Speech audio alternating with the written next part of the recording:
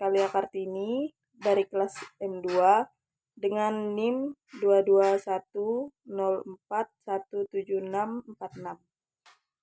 Rasio pajak rendah, rasio hutang semakin menumpuk. Penerimaan pajak Indonesia jauh lebih rendah dibandingkan dengan negara-negara yang tingkat ekonominya setara.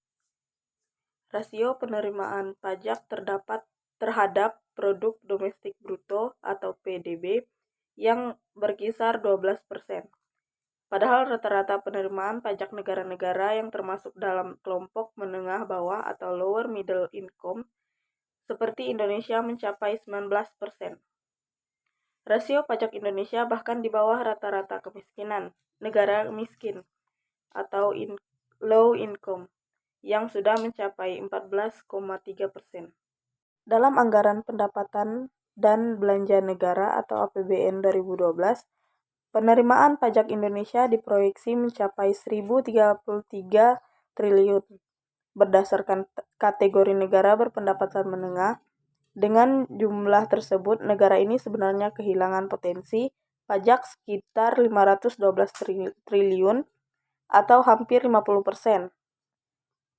Perkiraan Konservasi International Monetary Fund atau IMF, potensi pajak yang hilang juga lebih dari 40%.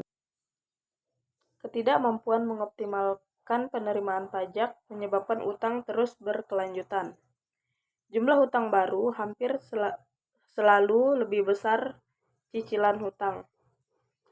Akumulasi utang akan mencapai 1.937 triliun tahun ini.